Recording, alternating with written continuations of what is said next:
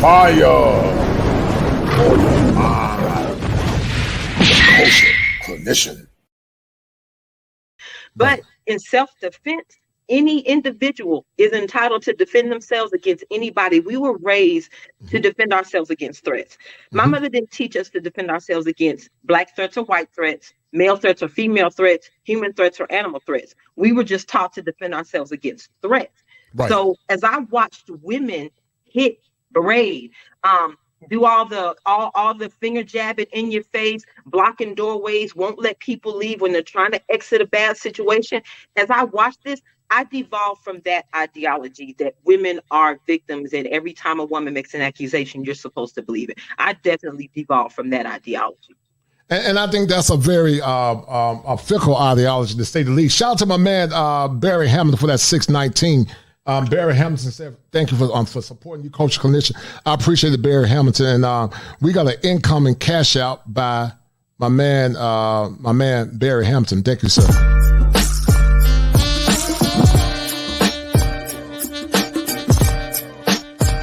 It's the money.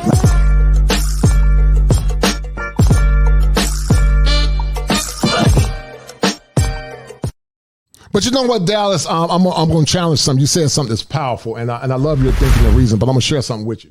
Are you familiar with the country in Africa called Burundi? I don't think I've heard of it. Okay. So the women in Burundi, those women venerate their men because they're in healthy patriarchies. And sometimes those men don't always have the proper, resources to provide for those women. But those women sometimes go out, provide, they take care of their family when their men are down, and they don't turn their back on their men. So that's why I say hypergamy is not static per se. It vacillates. It can be static when it needs to be static, and it can be fluid. It just depends on the woman, how she assesses it, how she articulates it. But I think we live in a world now, Dallas, that many women are not mature. They don't self-introspect.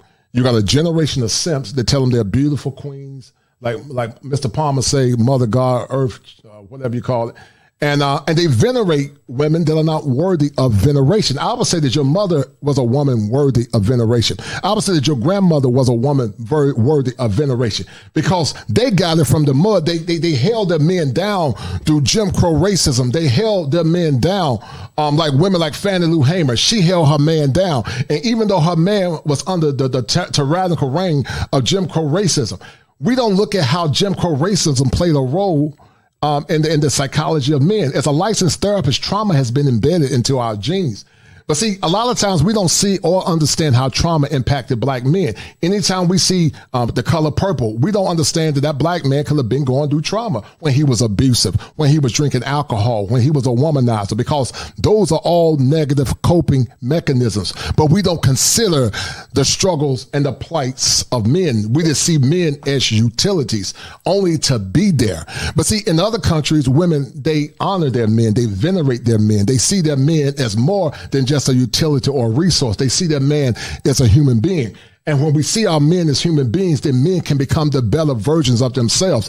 I've always said before, Dallas D, that when a woman can love a man and she can be his helpmeet and she can help push him to greatness and say, baby, I got you. Not only would that man, if he's a righteous man, Dallas, give it back to you 100-fold, but he'll also give it back to his children and he'll give it back to his community. But sadly, many modern women have not been conditioned and or taught to venerate and or honor their men. They see their men as a means to an end. And what's happening there, as you said earlier, men are beginning to say to hell with it. Patrick Henry said, give me liberty or give me death. And that's what men are saying. And that's why I decided to do what I'm doing, because all human beings go to what's called a nexus point, or what we call an existentialist crisis. Why am I here? Men are tired of this damn being rocks and being, providers and just doing everything. But you got men in sexist marriages. You got men that have been a part of paternity fraud. They have been treated like doormats and doorknobs. And you said something very powerful earlier. If you believe in equality, then why in the hell are you not advocating for the men that are actually being broken and abused and dejected? That's why I said feminism is not about especially fourth-wave feminism, about equality. It's about superiority. They want to be superior to men, and they want men under their feet. But see, watch this, Dallas. I would say this. I ain't have nothing to do with those men back in the past. And most men from Generation X on up, we ain't had nothing to do with what your grandmom and your great-great-grandma went through. So why in the hell are black men suffering and they always do things, Dallas, do the lens of victimhood. They always say, oh, my grandmama, how she used to be. They used to beat her and all this stuff. But you ain't never went through that. So why are you focusing on something you never had anything to do with? And then you castigate and point, or more or less paint, all black men in that negative light. I know I said a lot, but what do you say about that? But first of all, my issue with the whole idea of broad brushing black men based on what your grandparents did is ridiculous, because first of all, grandmama was stepping out too. Talk to the people. My friends whose grandmama don't have a kid that don't belong to granddaddy. That's a false narrative anyway. Right.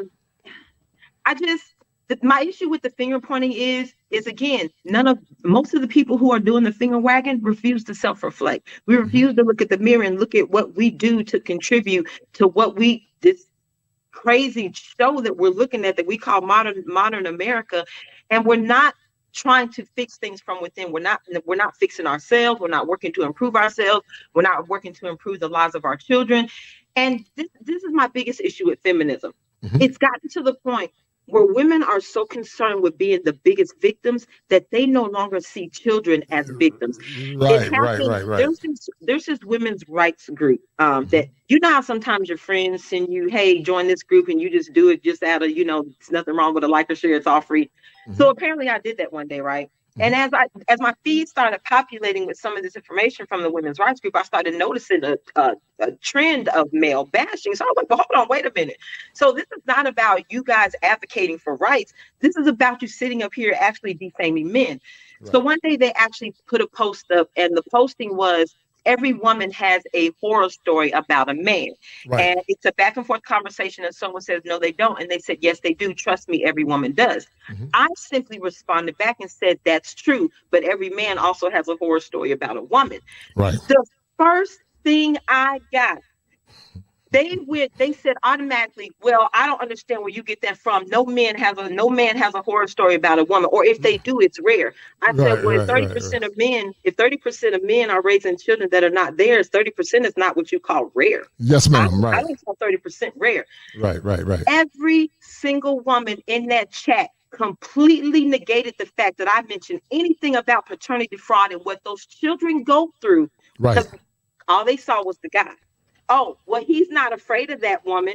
That woman is not physically hitting him, but you failed to see the child that's also a victim of paternity fraud. And I said, so then one of them, then the attacks came on men.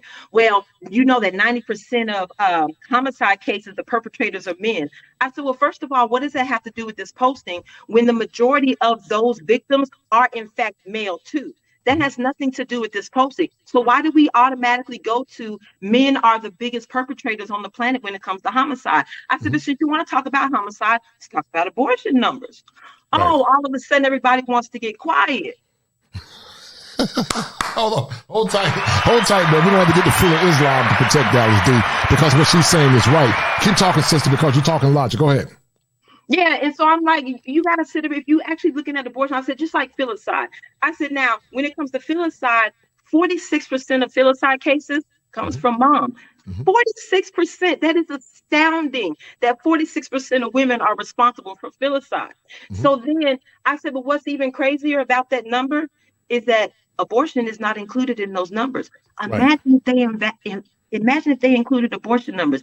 You guys will probably be 97% of filicide cases. But you want me to sit up here and paint you as a victim. I said, but every last one of you jumped on the attack of men, them being perpetrated, and not one of you said a damn thing about these kids. Right. Because they are solipsistic, meaning they cannot see anything, Dallas D, outside of themselves. And that's why I said, Dallas D, the difference between, women are going to be women, whether you're in Brazil, whether you're in Africa, whether you're in Sierra Leone, wherever, a woman going to be a woman. But every woman is not culture. Every woman is not spiritual. Every woman is not disciplined. Every woman is not evolved. There are women, and then there are females. And I think there's a difference between the two. And you know, a woman is a woman, a person that's evolved. She's evolved. She knows what her shortcomings are. She self-reflects. She's willing to take accountability. She knows she can be vulnerable to her emotions. That's why I said, Dallas, until a woman can discipline her emotions to honor and respect her man, she's not ready for the office of wife. Being a wife means you have to be disciplined. You have to discipline your emotions. And that takes self-introspection. That takes a high level of critical thinking and intuitiveness. But you got a lot of lazy intellectuals now, and you got so many men that empower or embolden their women to emasculate them that they're continuing to traverse through the BS that they're dealing with. I keep telling men, you know, you create the woman that you don't like. Because, see, Dallas, I tell any woman, you know, you can either respect me or you can, excuse my language, take your ass on. I don't tolerate disrespect from men or women. I'm the kind of person I will confront you because, see, I don't tap dance pussyfoot. I'm very direct. I'm the kind of person I won't say nothing. I'll wipe back. I'll sit back and just explore things. But when things reaches a crescendo, Dallas, see, people take my kindness for. I'm very smart. I worked in law enforcement. I know BS when I see it, but I don't say anything. I just wait, watch, and listen. And so when I see BS, eventually I'm going to call you out on your BS and you get in your feelings. I personally don't care. I don't care about your feelings. I care about my boundaries.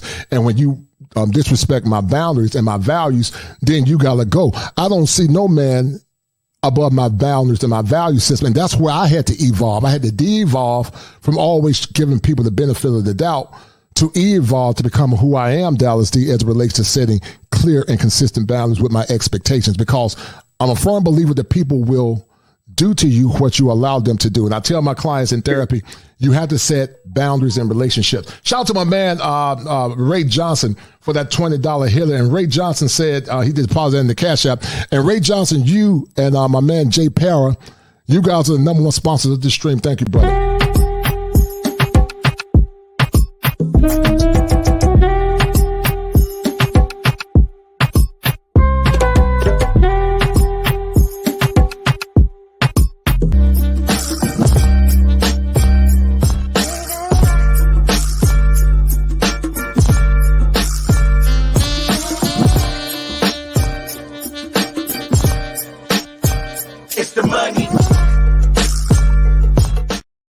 Dallas D, I want to talk about something. We're about to go into the rabbit hole in a minute, but when you think about adjectives or nouns to describe Ellen Rowe, Oprah Winfrey, Cynthia G, and also Jane Rowe, Oprah Winfrey, Tanya TKO, and Cynthia G, what adjectives or nouns come to mind when you think about those women? Let the Lord use you. Let the Lord use you. Propagandist. Propaganda. Okay. I'll say propagandist. Mm-hmm. Yeah, I'll just stick with propagandist. Okay, all four. I think that pretty much encompass. Yeah, all four. Yeah, all four are propagandists. Mm-hmm. All four. Okay, all right. Guys, do me a favor, as Dallas D and I about to go into the rabbit hole. The robot just sent me a text and he said, "Tell them Negroes to get them likes up."